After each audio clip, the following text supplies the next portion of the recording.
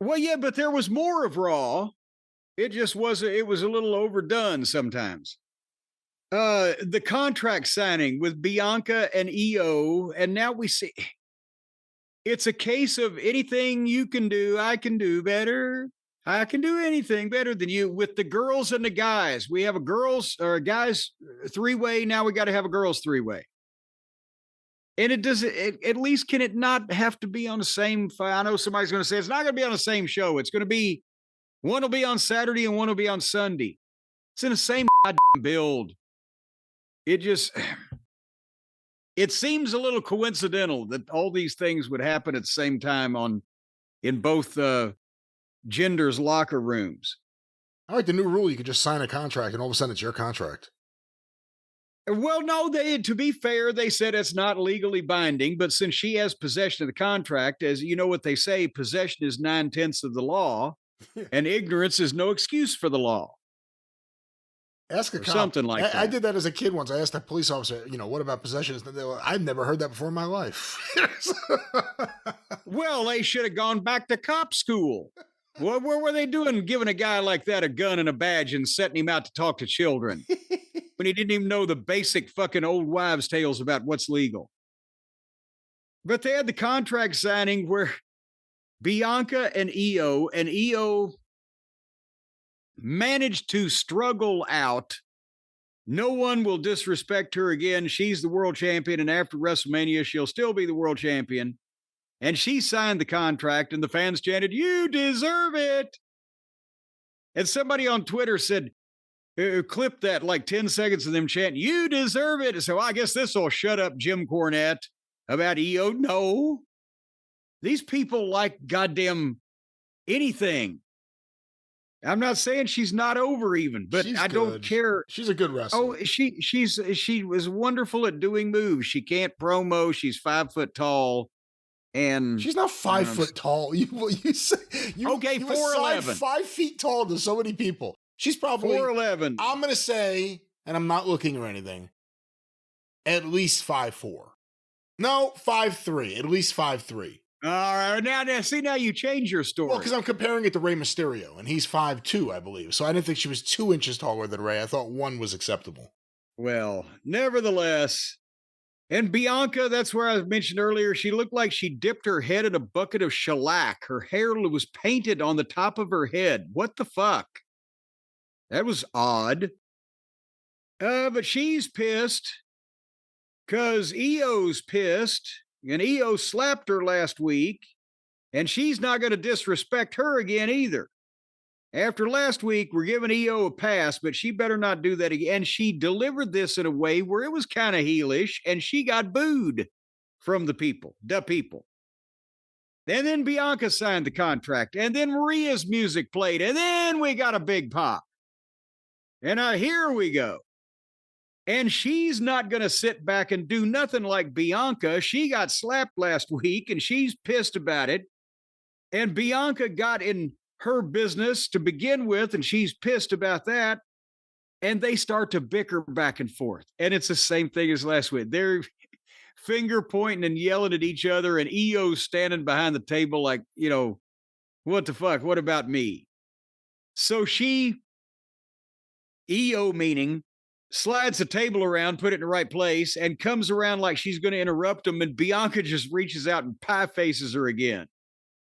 But when Bianca does that, Rhea Ripley headbutts Bianca, who flies backwards onto the table, and then she kicks Iyo and power bombs her on top of Bianca. And boy, now where were they? The country here a few weeks ago where those tables were almost goddamn wafer thin. Here, that fucking table didn't break. Now, I know Iyo only weighs 82 pounds, but Bianca was already laying on it. See, again, you can't stop taking shots at her for no reason. I didn't say, I just, She's probably 125. Well, the table was extra strength, and it didn't break. But how does that feel if you're Bianca and that happens? It don't feel good. It's like, oh, God damn it. Except, if it was a real heavyweight, it'd been even better. Or even worse. But nevertheless, that's where Rhea picked up the contract and signed it and then took it with her. And Adam Pearce was pissed at this impropriety. And so we're going to get a three-way, and we're going to have the three-way on the guy's side. And one will be one night, one will be the other night. And I would rather, definitely in this one, I'd rather see Rhea and Bianca one-on-one. In the guys, I have to say this year, it kind of works. I'm interested to see what they're going to put together, but they're the best in the world in various stages of their game. So, but this is, for both the men and the women, because I like them a little better than you do. I'd like to see every one of these combinations in a singles match. It's just I've come to hate multi-man matches, let alone three-way matches. And I know it's been kind of coin of the realm since at least 93. Well, no, it was introduced really in 93, but it really got popularized a few years later. But to me, Rhea versus Iyo is more intriguing. Rhea versus Bianca is more intriguing. Bianca versus Iyo. And is that every combination? Is it the same thing? Well, there's more, but then, hold the pickle, hold the lettuce. There's all kinds of combinations. But same thing with the men. Roman versus Punk and Roman versus Rollins to me is more intriguing than all. I'm not saying it won't be a good match, but it's more intriguing than just another three-way match where there's just creative ways to break up the pin for the last 10 minutes. Yes, but with the guys this year, at least I don't have the dread of, oh God, it's not only it's gonna suck, but it's just meaningless because they do have an issue. It is something marketable, promotable that they can sell tickets on. So I know the girls have an issue too, but the guys had theirs first. Hey, one last question on all this. Rhea Ripley, now that she's kind of clear cut as a babyface, do they have to do something to keep her over strong? Because I even hear she stole the contract, but she lost the match. She got shut out of this thing. Now she's trying to get involved. She doesn't seem like she's in control like she used to be. Do you have to do anything different? I'm truthfully almost thinking that they might be about to turn her heel to work with Bianca coming out of this. I don't know. Bianca's acting more heelish by the week. I've been saying this for a little while now. Maybe I'm completely wrong, but out of the two of them, I think Bianca, I would think, is going to be a heel before Rhea.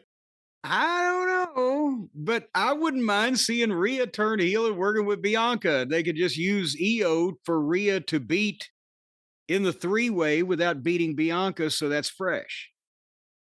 I don't know. They got the Jade issue, so I think that's going to, whatever they're doing with Bianca, it's going to have to incorporate whatever's going on with the Jade stuff. Well, but Jade's got to fucking deal with Naomi, who's going to come back, chomping at the bit for revenge. I did see that. Was that on SmackDown? The clip with Jade being interviewed in the empty building? Did you see that?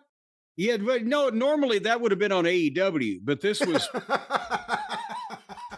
The building was empty on purpose on this one. Do you know what I'm talking about? Yeah. Yes, I remember that somewhere. And Liv and Raquel walked in and started heckling her? Yeah. So who knows? They're opening up all kinds of stuff. There's all kinds of possibilities.